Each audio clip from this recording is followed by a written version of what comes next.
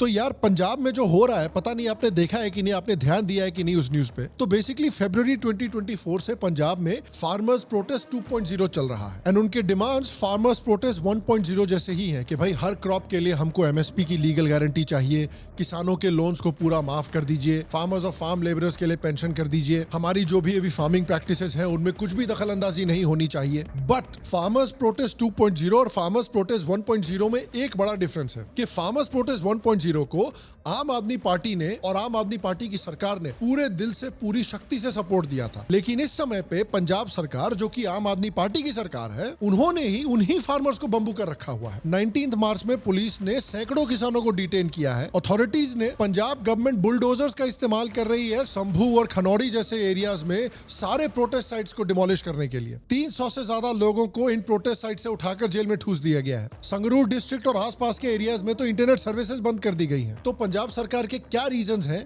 इन protest को रोकने के लिए? And tell me if any of these reasons that the government is giving sound familiar to you or you've heard them before. कह रहे कि भाई ये जो फार्मर्स हैं ये ब्लॉकेट्स कर रहे हैं, इस वजह से सड़कें ब्लॉक हो रही हैं, ट्रेड का लॉस हो रहा है, इकोनॉमिक लॉस हो रहा है स्टेट को। दूसरा, हाईवेज ब्लॉक कर रहे हैं, लॉ एंड ऑर्डर की प्रॉब्लम हो रही है, ये बिल्कुल गलत है। तीसरा, पब्लिक फ्रस्ट्रेशन बढ़ रही है, लोग इतने लंबे लंबे प्रोटेस्ट से परेशान है, उनके खुद का काम का लॉस हो रहा है, वो ऑफिस नहीं जा पा रहे हैं, वो अपने काम पे नहीं जा पा रहे हैं। अब यही रीजन याद रखिए सेंट्रल गवर्नमेंट भी दे रही थी कि भैया आप इस तरह से सड़कें ब्लॉक करके नहीं बैठ सकते। तो जब सेंट्रल गवर्नमेंट ये रीजन दे रही थी कि भाई हम आपकी मदद करने को तैयार हैं, हम आपसे सुनने को तैयार हैं, हम आपके साथ बात करने को तैयार हैं, लेकिन इस तरह से आप दादागिरी नहीं कर सकते, सड़कें ब्लॉक नहीं कर सकते, पब्लिक प्रॉपर्टी नहीं तोड़ सकते, बाकी देश का नुकसान नहीं कर सकते आप अपने सेल्फिश गेन्स के लिए। जब सेंट्रल गवर्नमेंट यही रीजन दे रही थी तो यही आम आदमी पार्टी और इसी आम आदमी पार्टी के चमचे and ball liquors central government को फैशिस्ट बोल रहे थे। और अब ये साले खुद सेम रीजन दे रहे हैं। कहां है वो कुलविंदर कौर मैडम बीएसएफ वाली जिन्होंने कंगना रनावत को थप्पड़ मारा था? कुछ जरा अरविंद केजरीवाल पे गुस्सा निकालना है आपको, क्योंकि अरविंद केजरीवाल की ही जो पुलिस है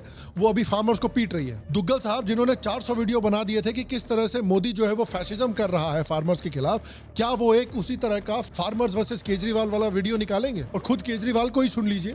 1 घंटे के अंदर हमने जनरेटर भिजवा दिए, बिजली का इंतजाम कर दिया, टॉयलेट का इंतजाम कर दिया, पानी का इंतजाम कर दिया, सारा इंतजाम कर दिया। और मुझे बड़ी खुशी है कि आज भी किसान आंदोलन 4 महीने के बाद जिंदा है। मैंने सभी को बोला है कि वो पूरी तरह से उनके खाने के लिए, उनके मेडिकल के लिए, उनको जिस तरह की भी से पानी का, टॉयलेट का जो भी जरूरत है उनको पूरा करें। फार्मर्स प्रोटेस्ट 1.0 के समय पे क्या बोल रहे थे और फार्मर्स प्रोटेस्ट 2.0 के समय पे क्या बोल रहे हैं। और ये पूरी सिचुएशन अग्रेसिवली फनी और आयरॉनिक इसलिए है क्योंकि जब फार्मर्स प्रोटेस्ट 1.0 हुआ था, डिफरेंस ये था कि वो बीजेपी की गवर्नमेंट के खिलाफ हुआ था। तब उस इशू को सिर्फ एक नेशनल ही नहीं बल्कि एक इंटरनेशनल इशू बना दिया गया था। लोगों ने दर्जनों वीडियो बना दिए थे ये दिखाने के लिए कि बेचारे किसान एक फैशिस्ट हिंदू नेशनलिस्ट सरकार के नीचे कुचले जा रहे हैं। इसके बावजूद के प्रोटेस्ट सिर्फ 2 स्टेट्स के फार्मर्स कर रहे थे mainly, rest of the farmers had nothing to do with this. ये तो वही बात हुई ना कि लोग मीडिया में बोल रहे हैं कि the whole world is upset with India's Champions Trophy win, जबकि दुखी सिर्फ साले पाकिस्तान के फैंस हो रहे हैं। बंगाल, यूपी, असम, तमिलनाडु, कर्नाटका, एमपी, यहाँ के किसानों का कोई लेना देना नहीं था इन प्रोटेस्ट से। फिर भी हर एक इंटरनेशनल मीडिया आउटलेट ने ऐसे आर्टिकल्स लिखे थे कि भाई 250 मिलियन फार्मर जो हैं वो सड़कों पर उतर आए हैं, मतलब पूरे भारत के फार्मर। और दिखाने की ऐसी कोशिश कर रहे थे कि हिटलर ने कब्र से उठ के इंडिया को टेक ओवर कर लिया है दोबारा। और सबसे बड़ी हिपोक्रेसी तो हमारे लवणासुर जी की थी। उस समय फार्मर्स को फुल सपोर्ट दिया था, खालिस्तान और सेपरेटिज्म को खूब हवा दी थी, पूरा लॉजिस्टिकल और पॉलिटिकल सपोर्ट दे दिया था इन फार्मर्स को। ऊपर से हर एक सेक्युलर और अनबायस्ड यूट्यूबर ने एक ही वीडियो बनाया था कि बेचारे हमारे किसान कितने ओप्रेस्ड हैं, कितना परेशान कर रही है ये हिंदू नेशनलिस्ट गवर्नमेंट हमारे बेचारे गरीब किसानों को। बट देखते हैं ये बात सच भी कितनी है।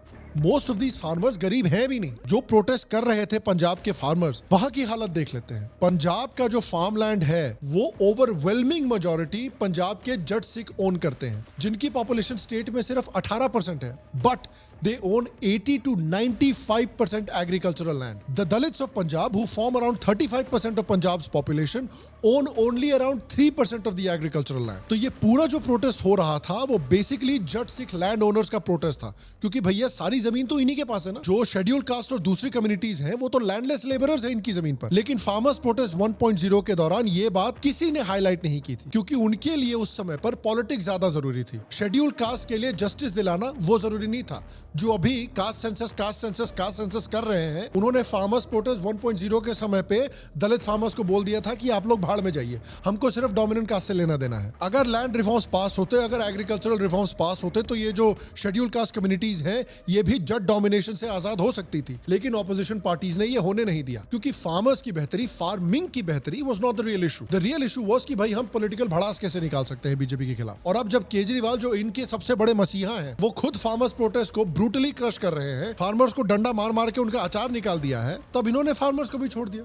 और कोई भी आवाज नहीं उठाना चाहता अब फार्मर्स के लिए, क्योंकि अगर आप कुछ बोल देंगे तो भाई उनके फेवरेट पॉलिटिशियन को नुकसान हो जाएगा। ऑलरेडी केजरीवाल की हालत खराब चल रही है, दिल्ली हार चुके इतनी बुरी तरह से। पंजाब एक आखिरी स्ट्रॉन्ग होल्ड बचा आम आदमी पार्टी का, और अगर उनके खिलाफ भी अब आवाज उठा दी तो भाई पंजाब में कमजोर हो जाएंगे। तो इससे एक चीज बिल्कुल क्लियर हो गई, ये प्रोटेस्ट जस्टिस के लिए नहीं थे, फार्मर्स के हक के लिए नहीं थे, न इंडियन एग्रीकल्चर को बचाने के लिए थे। ये सिर्फ एक पॉलिटिकल वेंडेटा था। I hope that is clear now, and that is why they silent, because उनके खुद के पापा जो हैं शादी के ढोल की तरह अन्नदाता को इस समय पे बजा रहे हैं। Always remember this. और आप देख लीजिएगा, अगर ये लोग वीडियो बनाते भी हैं कि पंजाब में फार्मर्स के साथ केजरीवाल की गवर्नमेंट क्या कर रही है, तो मैं आपको गारंटी के साथ बोलता हूं कि इसमें भी ये मोदी हिंदू नेशनलिज्म और हिंदू फैशिज्म को ब्लेम करने का रास्ता ढूंढ लेंगे और अपने पापा को बचाने का कोई ना कोई तरीका ढूंढ लेंगे। And what do you think, अगर ये कंटेंट क्रिएटर्स वीडियो बनाते भी हैं, अभी जो रिसेंट फार्मर्स प्रोटेस्ट हो रहा है, क्या उस पर ये ऑनेस्टली केजरीवाल सरकार को ब्लेम करेंगे? I want to know from you, why do you think कि ये जो केजरीवाल जो पीट रही है अभी फार्मर्स को, फार्मर्स के सारे प्रोटेस्ट साइट्स को डिमोलिश कर रहे हैं ये लोग, व्हाई डू यू थिंक कि इसकी कवरेज उतनी नहीं हो रही है? Let me know in the comment section down below. बाकी आपसे अगले एपिसोड में मिलूंगा, तब तक के लिए स्वस्थ रहें, सुखी रहें, फिर मिलेंगे। और आप सबको एक सेकंड प्रणाम।